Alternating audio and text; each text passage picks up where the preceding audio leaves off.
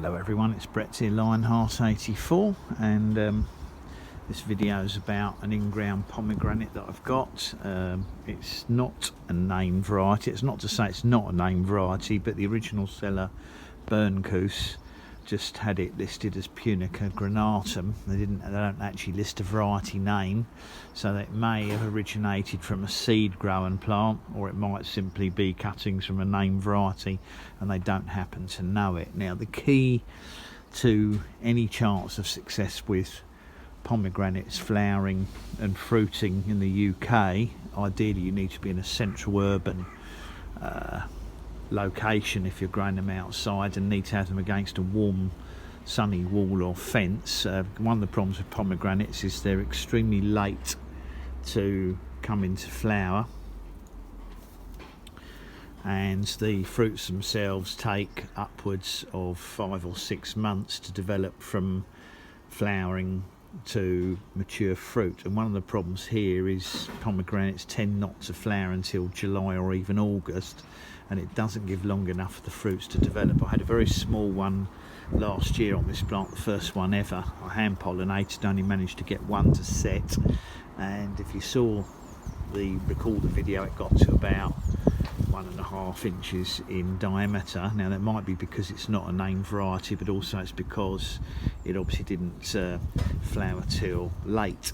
Now the reason I'm making this video is this is being filmed in the last week of March, and the plant is leafing out about a month earlier than last year.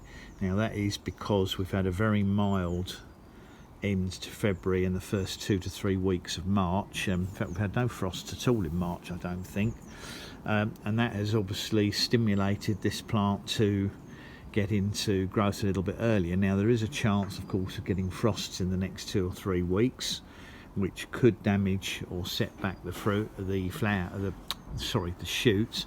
Although pomegranates aren't, I don't think, noted for having particularly tender spring growth, but the key is the warmth. Now, the best chance of getting flowers and fruit on one of these is for them to break dormancy early enough, which is why they can do so well in a cold greenhouse or polytunnel, and that's really the ideal place to grow them, or conservatory, because then you've got a very, very strong chance of getting a decent edible sized fruit.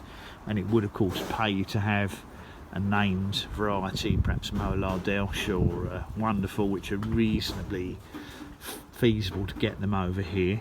But I know this one will set fruit, and it does produce male and female flowers, so I'm hoping if we catch a break this year and get a very mild end to March and warm first 2 weeks of April without any bad frosts, it may well be that this will be in full growth by late April, which means there's probably a good chance of getting flowers by June rather than July, and it might be viable to get larger fruits on it if it's hand pollinated in any set. I mean, obviously you'll have to sort of keep an eye out and see if I do any videos later this summer, because I will update when it first flowers, because it will produce flower buds this year. It's just a case of when, but it is interesting to see that it's definitely budding out much earlier this year than last year, and they have lovely bright red early season growth. So that's my unnamed pomegranate. It's not a nana, it's just a regular